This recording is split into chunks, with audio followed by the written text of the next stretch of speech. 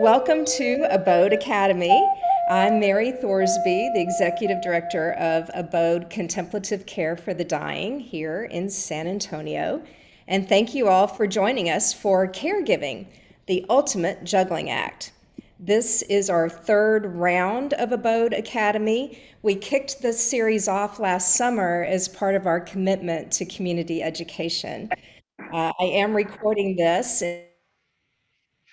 today's session on hospice is it time is already on our website under the education tab. So feel free to go to abodehome.org, look for the education tab, and you'll be able to find it. Before we get started, as is Abode's custom, we always begin with a contemplative moment so that we're all centered on the time we're about to spend with one another. And I completely forgot to do that last time. So I'm very happy to have Ed Alderete to do that for us. Ed is a longtime volunteer at Abode. And in fact, he cared for his wife. And then we were honored to care for her at Abode. And it wasn't very long after Abode opened that we were able to do that. So Ed, would you share your lovely words with us? I'll be glad to. What I'm going to be doing is I'll be reciting a psalm of John Philip Newell. He has a psalter, has beautiful, beautiful thoughts, beautiful words. The truth has been inscribed in our hearts, in the hearts of all human beings. They're to be reverenced, they're to be read and reverenced, thanks be to you, Most High. That there are ways of seeing, that there are sensitivities of knowing, hidden deep in the soul, in the temples of the soul, waiting there to be discovered, waiting there to be set free. Thanks be to you, Most High. Open our senses to wisdom's inner promptings, that we may speak what we hear in our souls, that we may be. Thank you.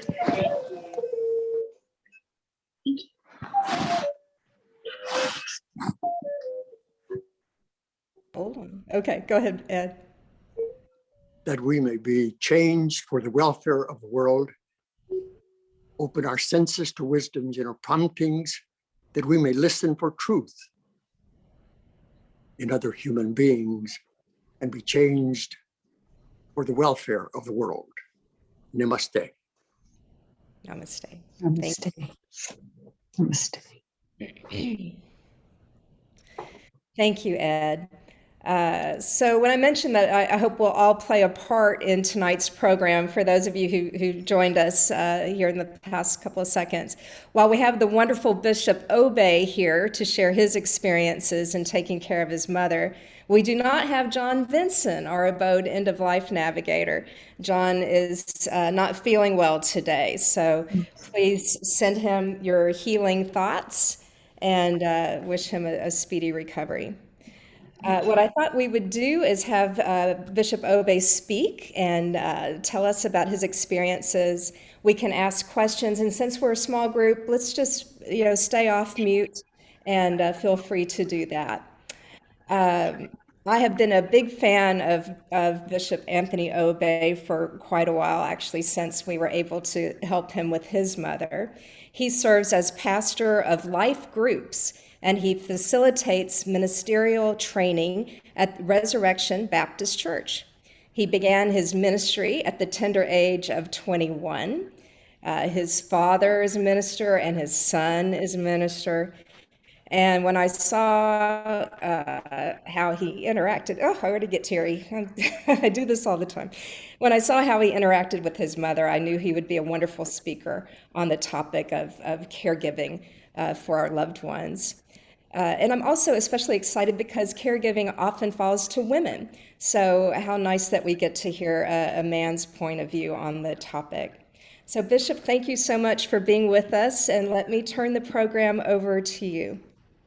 Well, thank you so much, Mary, for considering me to be a part of this this group tonight. I'm very excited about it, and I wish John was here so we could hear his story also. But we'll certainly keep our thoughts directed his way. I really kind of need to go back a little bit to tell my story. Mary, thank you for reading a little bit of that history. I actually started in ministry at the age of 18 and I was a senior in high school. Um, but I began in the pastoral ministry at the age of 21 in a little town called Bastrop, Texas.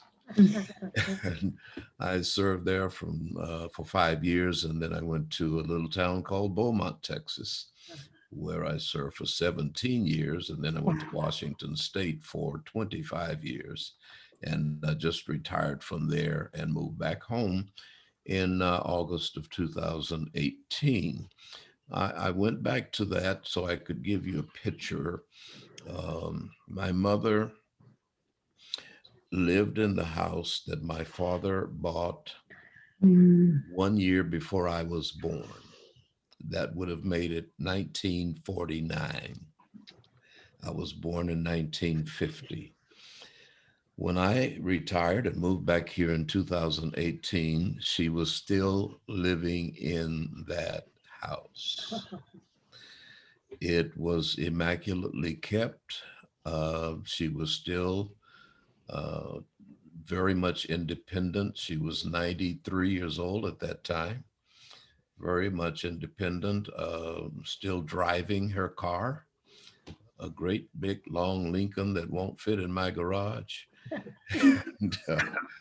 and she had a lot of nicks all the way around the Lincoln, and she blamed every nick on the other person. Of course, I knew better. At 93, her senses had slowed down a little.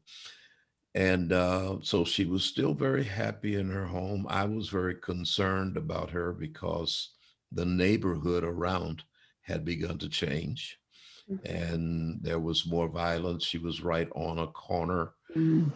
There was a church across the street. And when I grew up, everyone in the neighborhood knew everyone else. We were like big families, and you remember how it used to be. But now no one knew her any longer. The respect for her had dissipated. Um, no one knew her name and didn't care. Mm.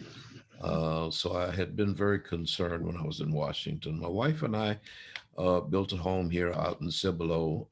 It was finished in August of 2018. So by the time I retired and got here, it was ready for our furniture to be put in. In November, 2 months later, that's 3 months later, I was, as usual, going over to see my mother on the east side of San Antonio. And while I was on I-35, I get a call from her and she had fallen. Oh. Fortunately, she had her phone nearby. And thank God she did not break anything. And you know how that can be when the elderly break bones. Not break anything, but I arrived there at the same time the ambulance and the fire department did. And I told her after that ordeal that that night would be the last night that she would stay in that house. Brought her out here. And so she didn't really have time to think about it. We just kind of grabbed some clothes and brought her on out here to Cibolo and gave her her room, which it was already furnished and ready for her.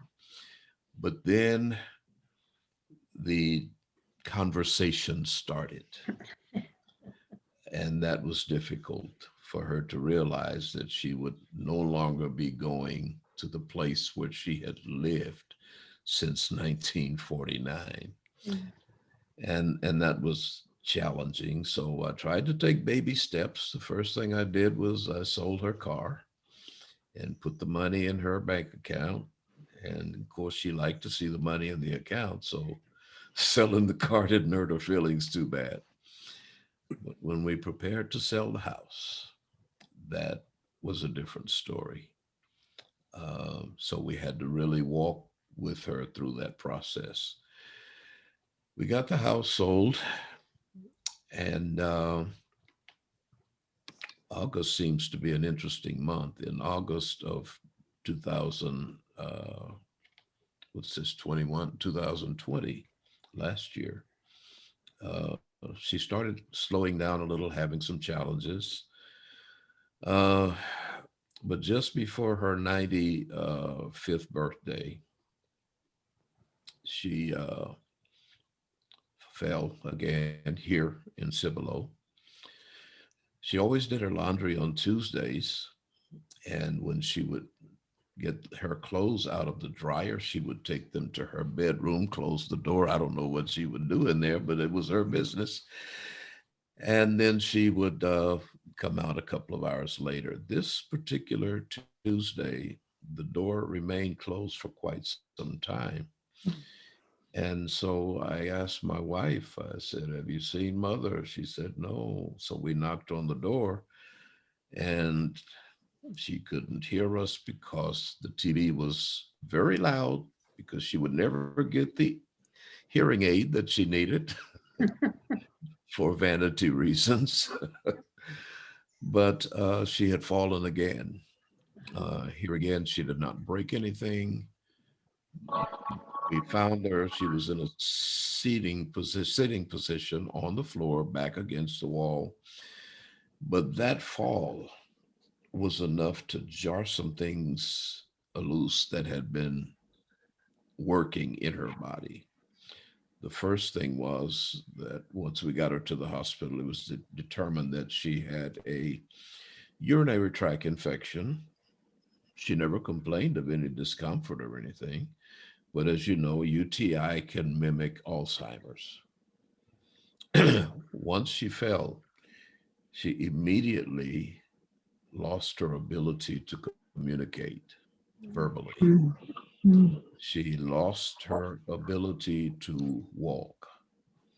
Her brain was just immediately no longer telling her limbs what to do. And for the first time in my life, my mother was no longer independent. That was a shock to me.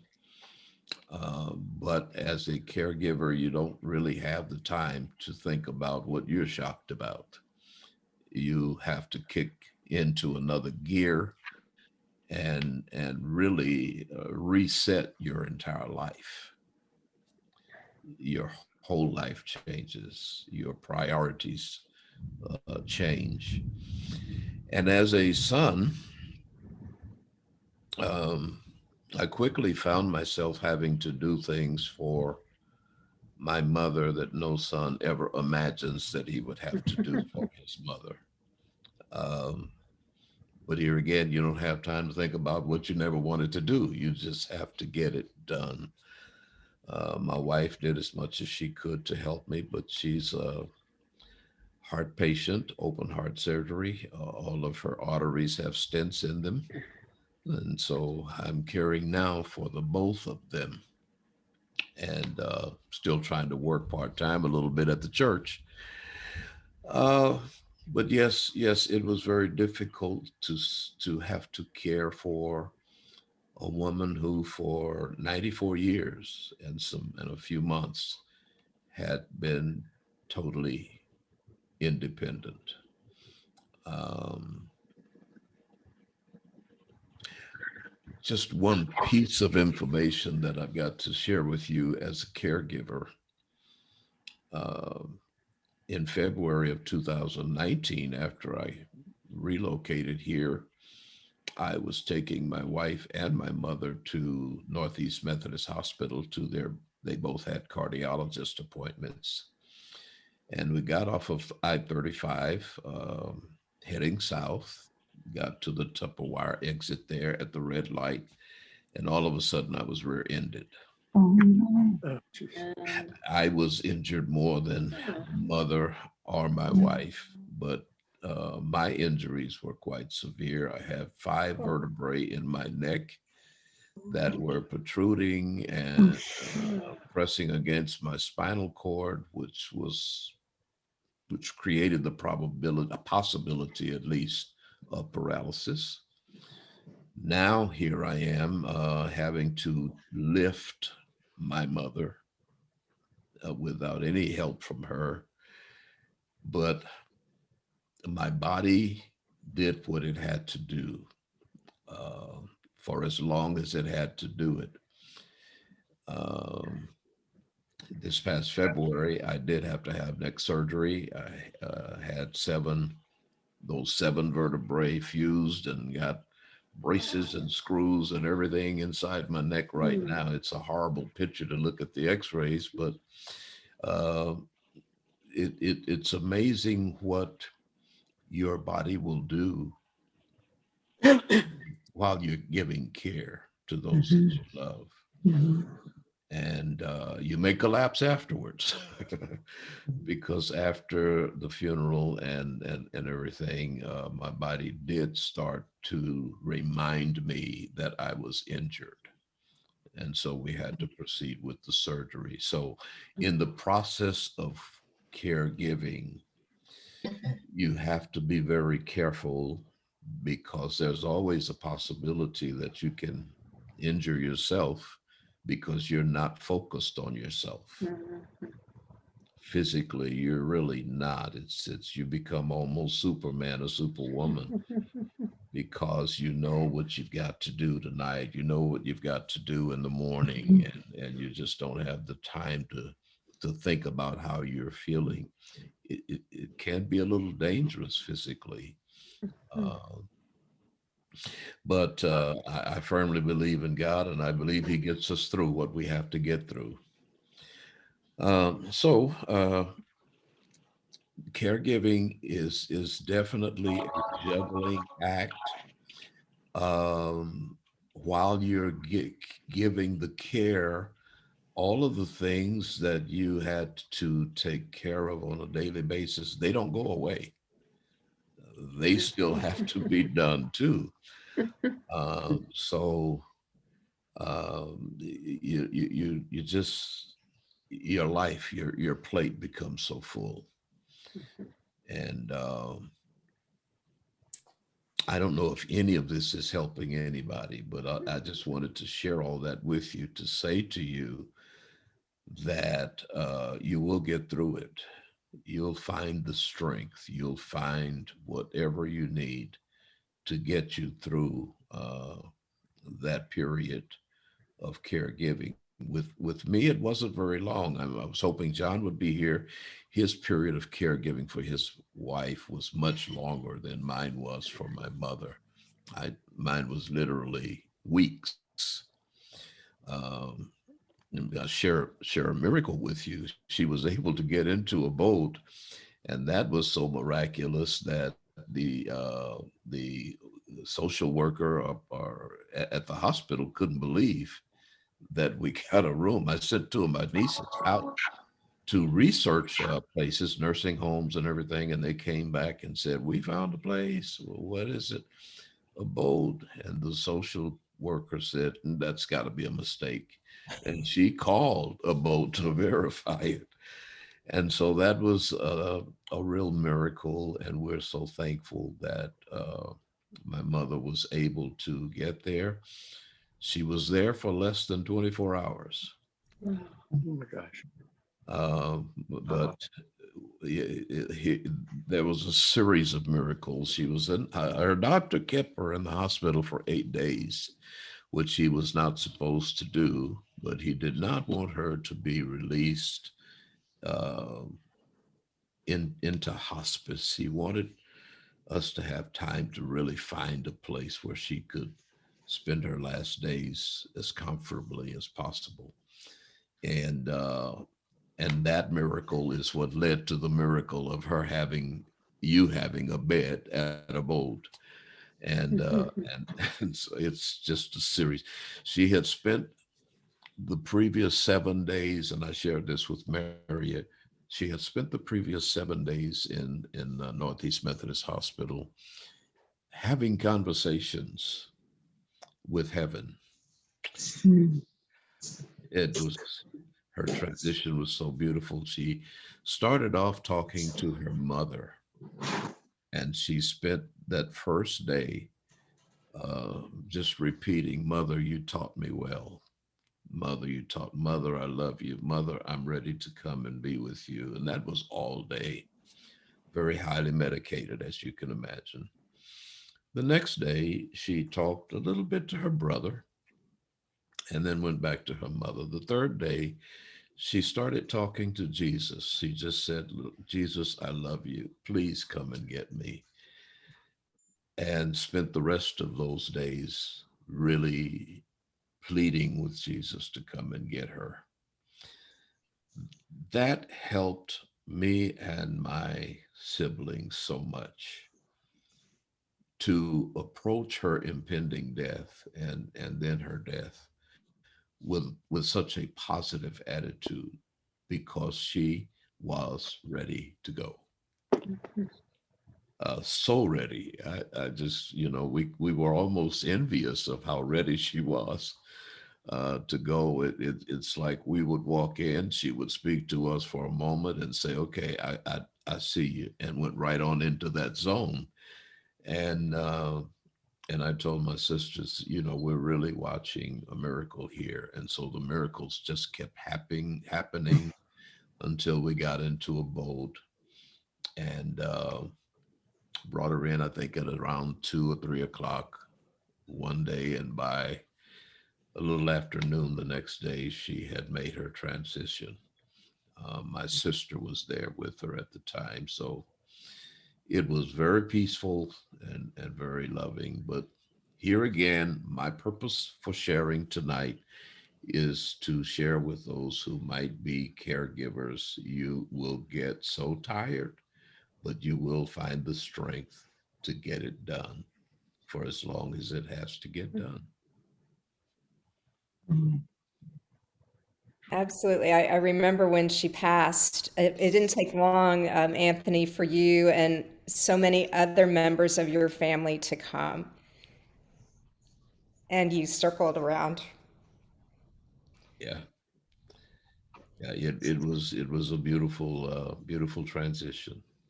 And it probably wouldn't have been that beautiful in any other place.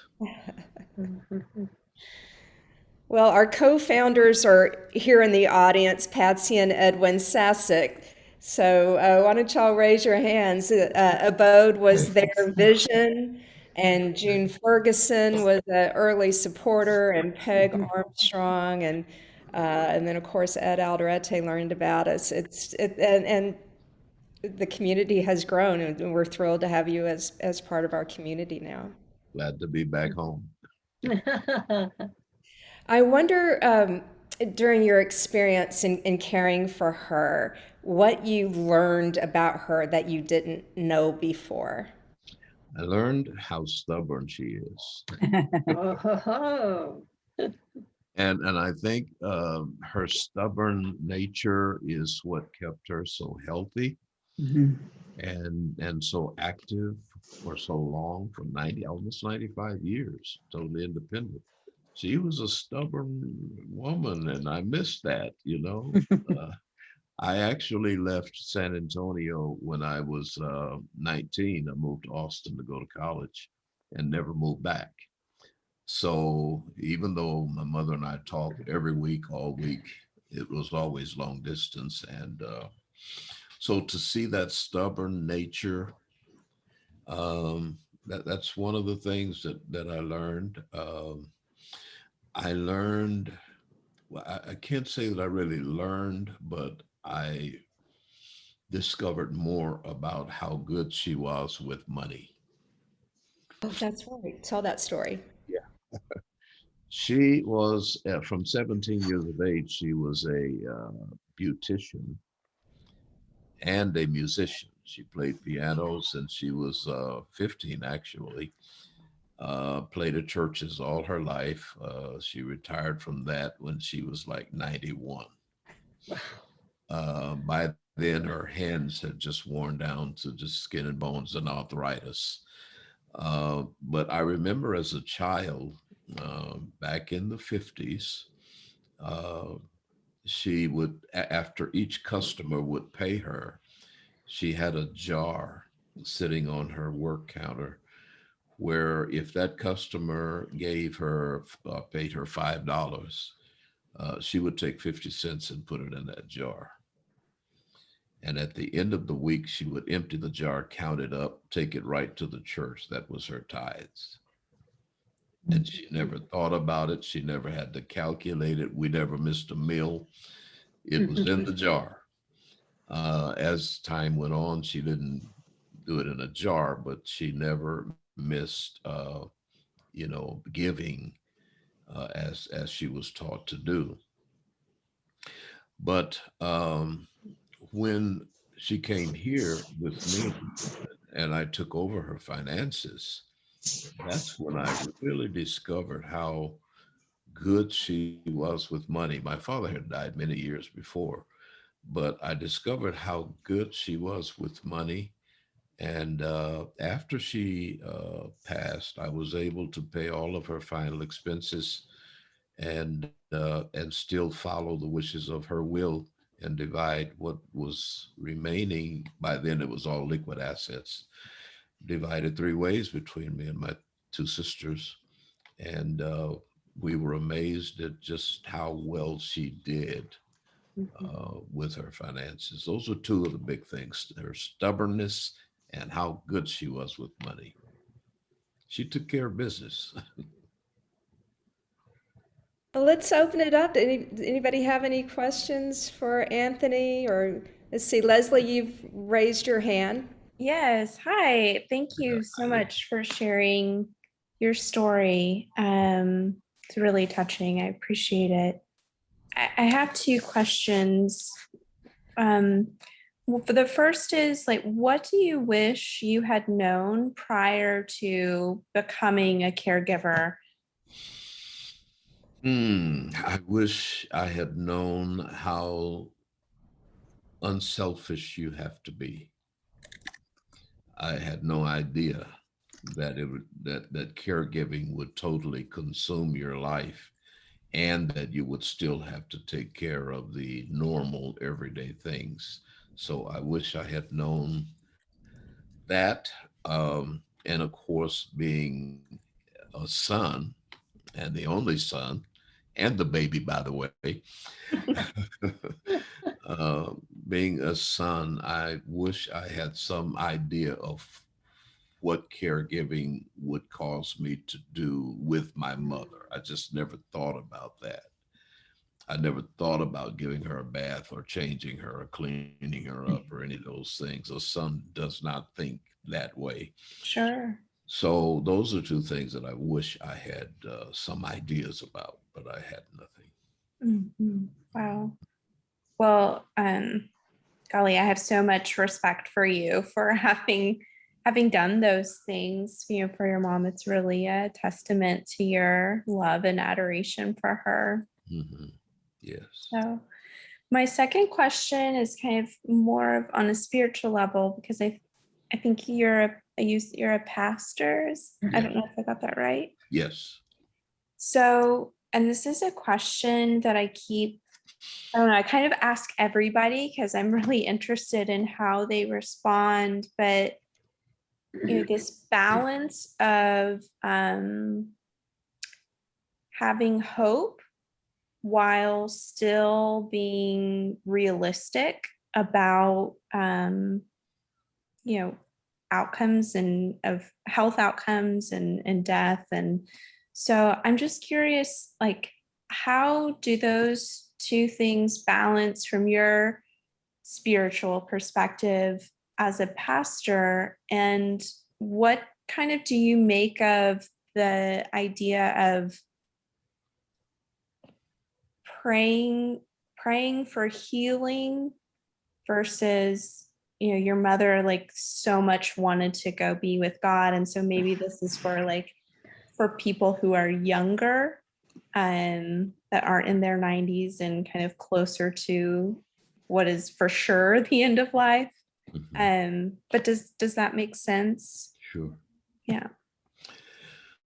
I'll start there because my mother was 95. What's 70? That's 70. So she had her biblical promise and somebody else's too. But at that age, you kind of know that the end is not far. Uh, some people live to get to the hundreds, early hundreds, but the averages are very low on the number of people who get there. So you know it's coming. In our case, we knew that death was imminent and that it would not be very long. So in your spiritual makeup, you know that fact. So in your hope, it changes to just hoping that the end can be peaceful and comfortable for them. We don't we don't hope that it will be extended. It's already been extended. So, if the person is younger, however, there is always the hope that there's a cure, there's a fix, there's an answer to the current physical situation so that they can recover and get better. But we have to always remember that life is not up to us. We live it, but we can't control it.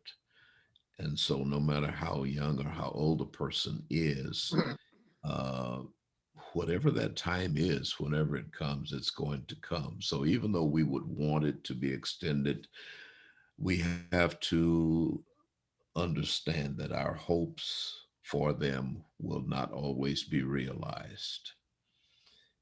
But we just have to prepare ourselves to be ready for what happens, whether it's healing. And the thing about healing is sometimes death is the answer, it is the healing. To be removed from the physical ailment is the healing in itself because they're suffering and we don't know how much. We share with them, we see what we see, but we're not where they are.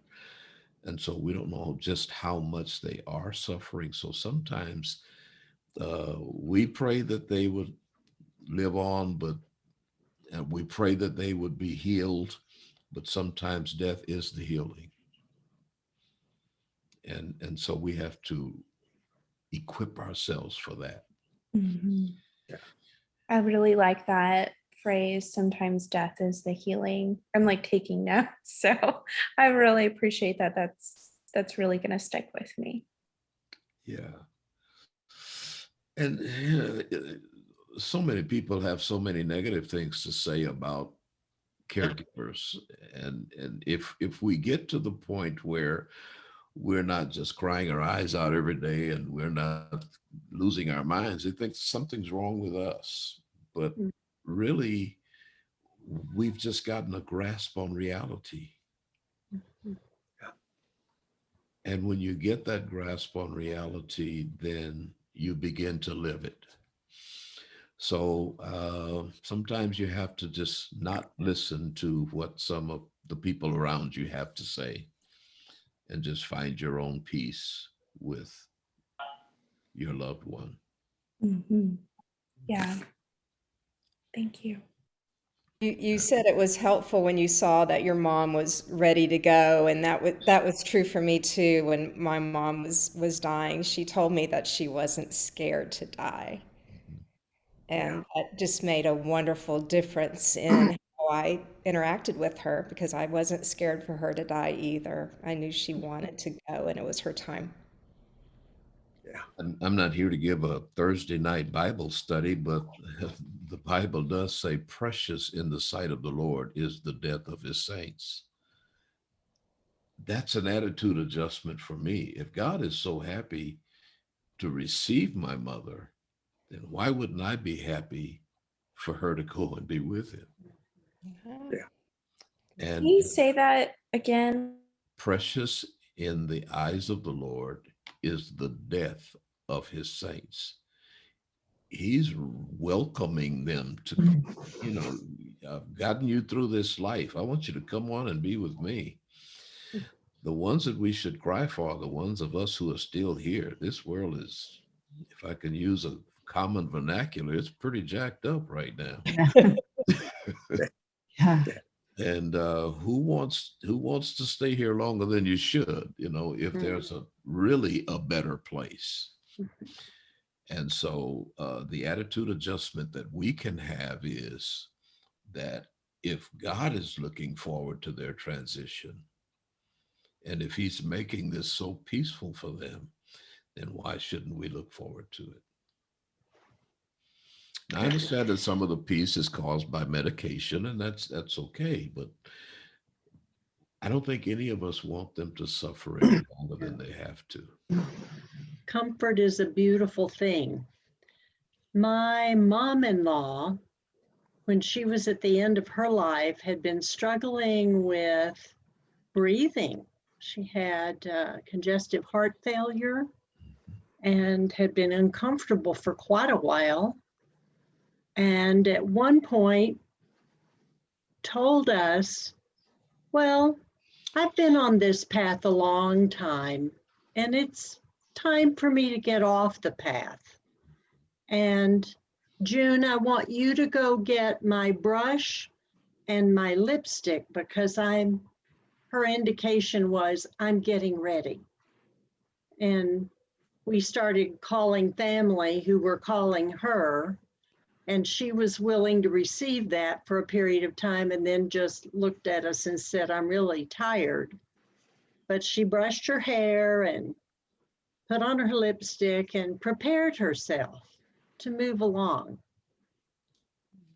Yeah. Mhm, Okay. mhm, mhm. Ed And Alderete, oh, sorry, Ed Alderete, is that, can you relate to this with Carolyn? Yeah, very much so. And I wanted to say to the bishop, Bishop, a lot of people will profit from listening to what you have to say, even if they're not caregivers or may not be caregivers, to hear that a person like yourself became a caregiver. I mean, you're a bishop, and most people, most lay people, look up to people like yourself, people that are high in religion, especially, and expect that when you have a problem, people will kind of take care of it for you.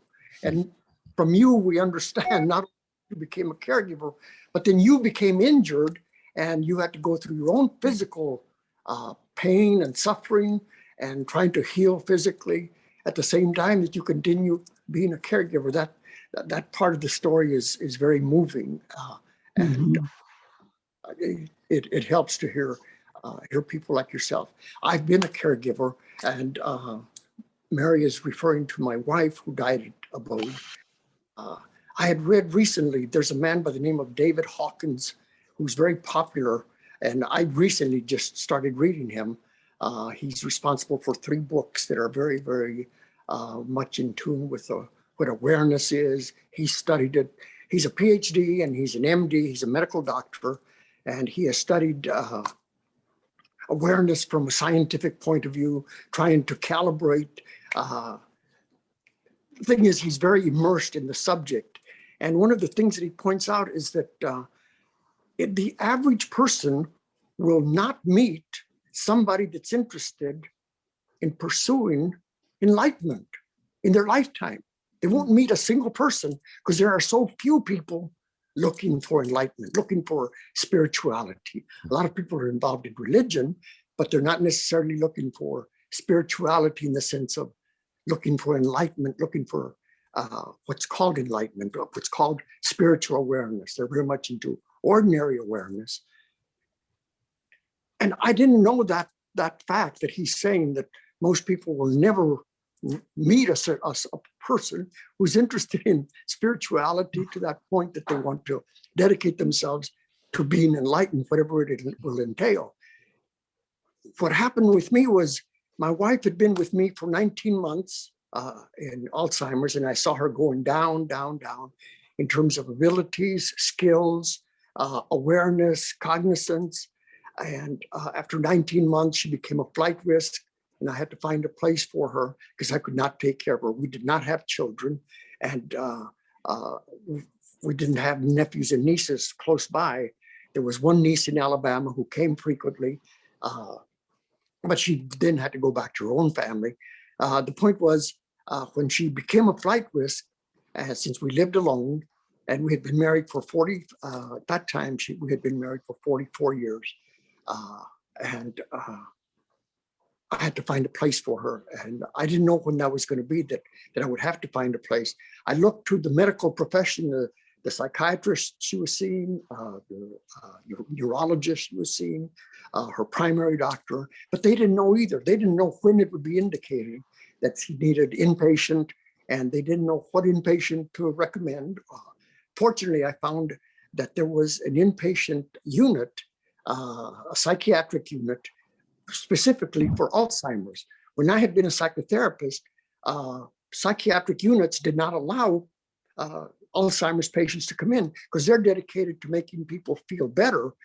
They're into the treatment, and Alzheimer's patients are considered non-curable, and so palliative care is indicated for them, but not treatment for something that can improve. Up until now, there still isn't anything that can be done for an Alzheimer's patient. There are some medications that slow the progression of it to some extent, and as good as that is, it doesn't cure it. The thing was, when I found a place called Arden Court.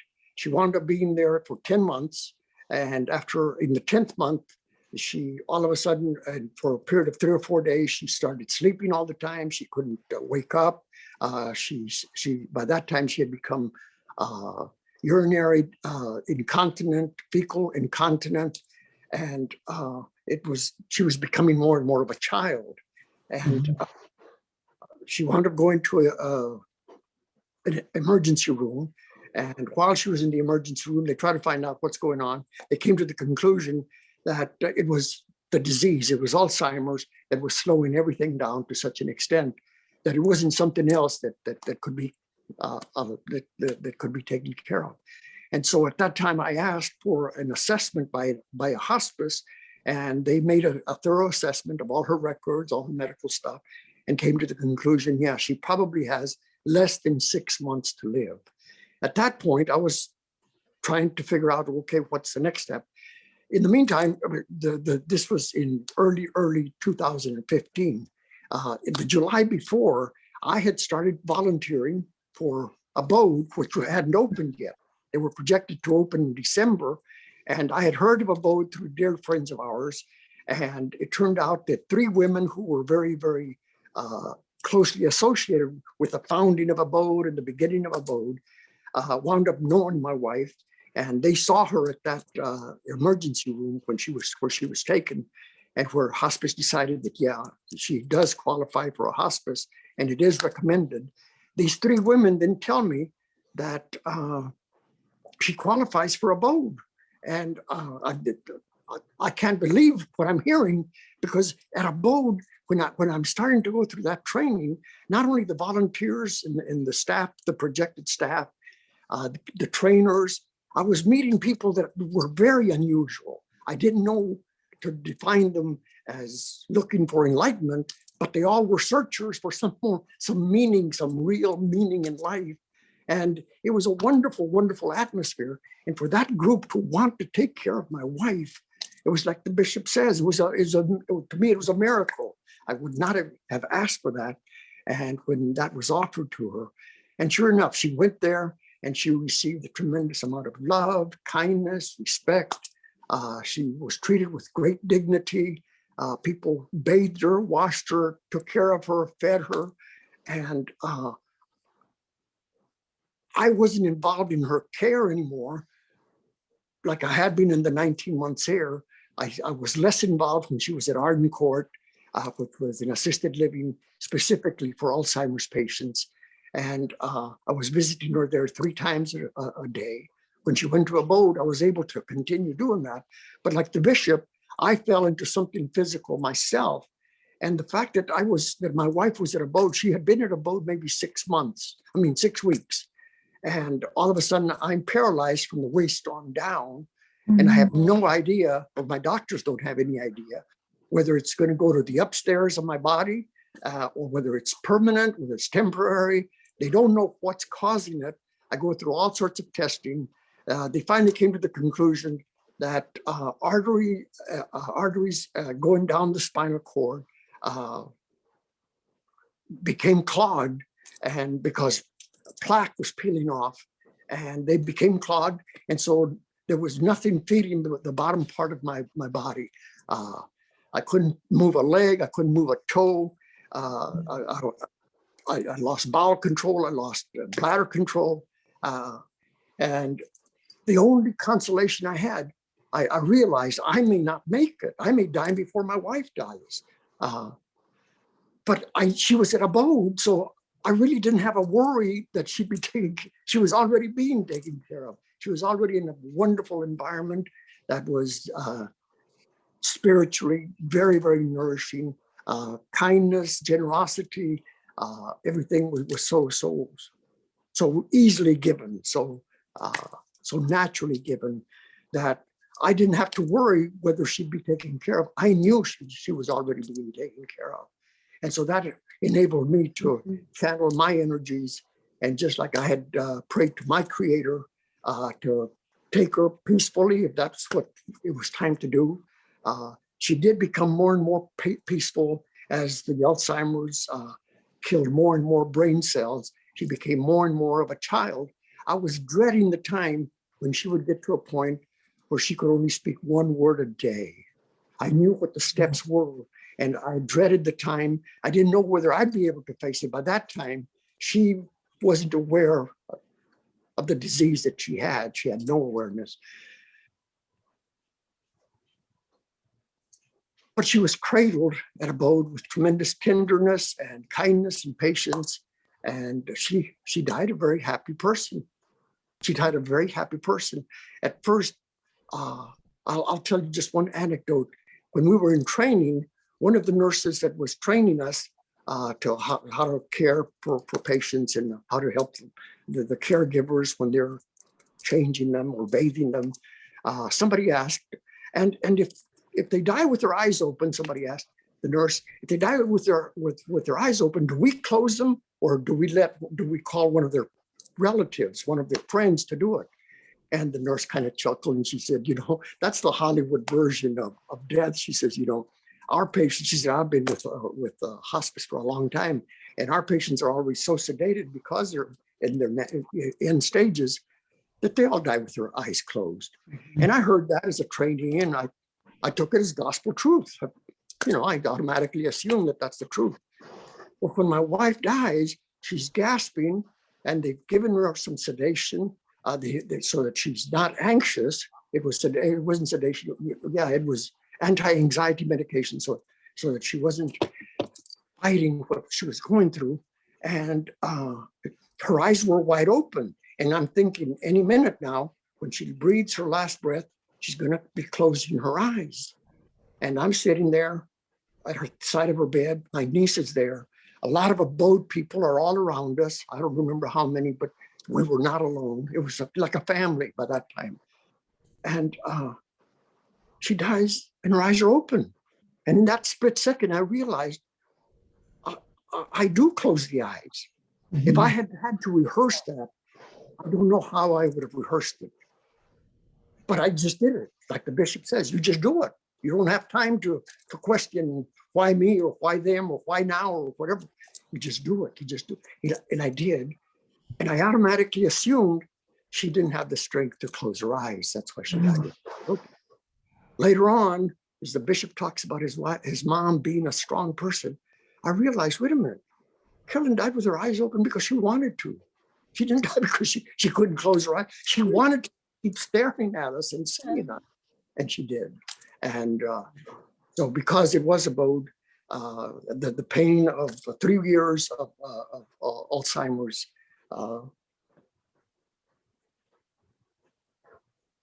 was shaved. That's the best expression. It was shaved to where everything was very tranquil. Everything was very peaceful. She went, and it was a major happening in my life, a major transition in her life. But it was with a calmness and a peace that is indescribable. It's indescribable. So I thought I'd let you know that. Good. How are you doing? I'm doing fine, thank you. I'm doing fine. Good. Yeah, through COVID and all. Yeah. And Mary Rogers, how are you doing? You lost your husband last year. I did. In 2019, he was in hospice care for 7 months. And when you talked about your mom that had fallen, Bishop Obey, I thought of my husband. His very first day in hospice, I had a caregiver here with him. My daughter was working from home. So I went to the grocery store, and while I was there, my husband had fallen and hit his head. And so they said, we got him up into the chair. He's fine. He's talking to us. And we just wanted to let you know. And I was checking out. So I said, I'll be home in a few minutes. So I went home, and before I got my groceries, I checked on Wade to see how he was doing. And he was talking to me. And before I could even bring one bag in, he passed out. And then, he was in hospice care. We had decided that he didn't want any further care. We weren't going to the emergency room. We weren't, doing all of the heroics. So I called his hospice nurse, and she came, and he did come to, but within an 8-hour period, he couldn't stand or walk. He collapsed in my arms, and I was able to get him to his chair, but I called the caregivers that we had for him, that they had provided, 4 hours here, 4 hours there. It wasn't, around the clock. And I called and said, this is an emergency. I have to have care because I can't lift him by myself. I'm not strong enough anymore. I can't transfer him. So he's in his chair and we can put his feet up, but I need, for him to be in bed. We need to, be able to get him up and down to the bathroom. There's all of these things that we need to do, and I can't do it by myself. So within about an hour and a half, they sent someone for the night. And that weekend, it was sort of spotty until they could get him on the schedule. So, we didn't have a hospital bed. We didn't have, it was all of a sudden we had to have all of the equipment. It was just, mind boggling that happened that quickly. And within about a 3-week period, he recovered. He had a concussion, which we didn't really know because we didn't take him to the hospital, but he was able to walk again. And so he had kind of a resurgence of his faculties, being able to move and talk and all those things. So that was our first crisis. We had several during the time he was in hospice care. And I'm a nurse, and it threw me. I kind of knew what to do and knew who to call, but those kind of situations leave you, wondering, okay, now what do I do? What do I need to do now? And I figured it out, but it's hard. And if I was a layperson, I really would have been struggling. So I really do understand the challenges of caregiving, but it was all worth it. I mean, it was every second that I was able to care for him was worth it. I was so happy that I was able to keep him at home. We had the house set up. We bought this house in 2010 and had it remodeled so we could age in place. We had the shower that we could roll a chair into. We had handrails. We had everything that you needed to have to care for someone in the home, here. So I was glad that we were able to utilize everything that we had planned. And anyway, that's part of my story. Mhm. I remember asking you, Anthony, if you had any regrets about that time that you got to spend with your mom, and you said, No, that was one of the main reasons that I retired and moved back to San Antonio. Our children and grandchildren all live in Dallas. Dallas is my favorite city in the whole wide world.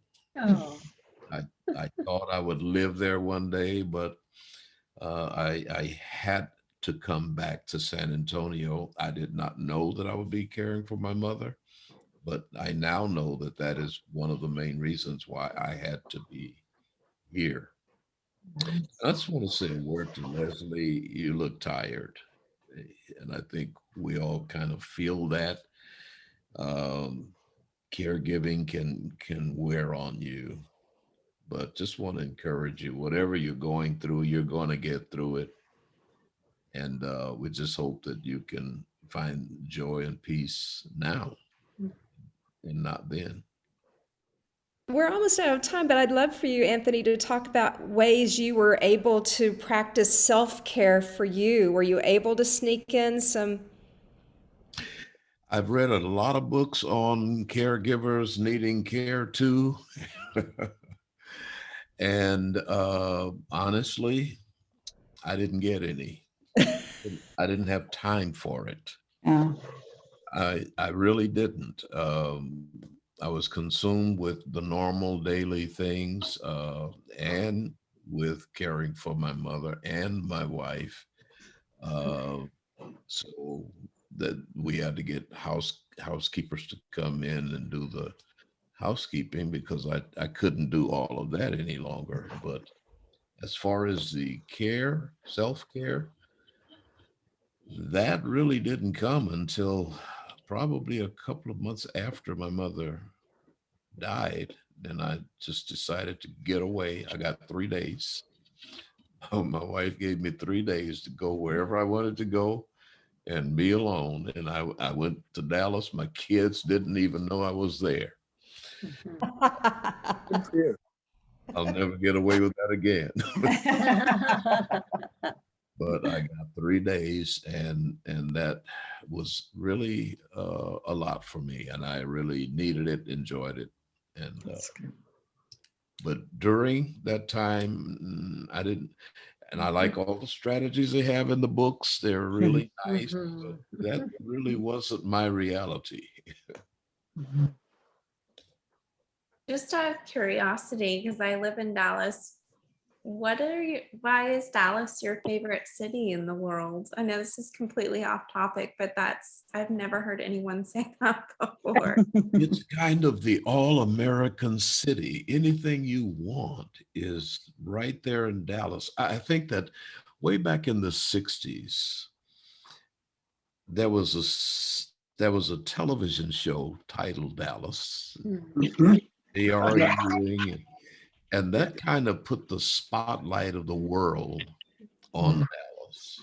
And I think the city of Dallas capitalized on that. And now it's the home of so many Fortune 500 companies. I mean, whatever you want, you will find it in Dallas. And that's what I love about it. It's kind of the all-American city. Yeah. All right. Does anybody have anything else to say? Sussex, y'all have been awfully quiet. Any thoughts that you'd like to share as founders of ABODE? Well, thank you, Bishop, so much. Some of the things that you mentioned and that Ed mentioned too, that we know happens at ABODE is really wonderful care and a way of understanding how to support families and just to experience that sense of being cared for yourself. And even in those 24 hours that you were there, I'm sure that was part of your experience. Caring for you was part of how your your mother was cared for too. So glad that ABODE could help. And it just reminds us that as every person experiences his or her death, that healing always happens. It's happening even in the midst of death. And that's the way that we experience how we love each other. So grateful that you were able to be there. So glad to hear you tonight too, Ed, and to see you all. Thank you all for sharing yourselves with us. And I want to add, and I know Mary, you'll say this too.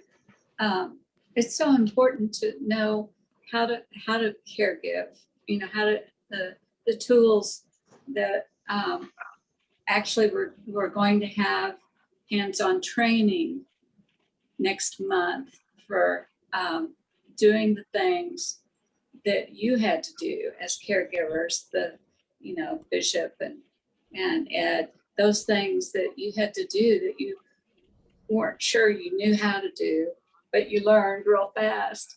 But it's always good to know those things ahead of time and before you might need them. But everyone that is a volunteer at ABODE has the opportunity, or anyone from the community for that matter, has the opportunity to take our training that we're offering in August. It's a 2-day training where we'll learn to transfer people from a chair to the bed, to do in-bed bathing, to change a diaper.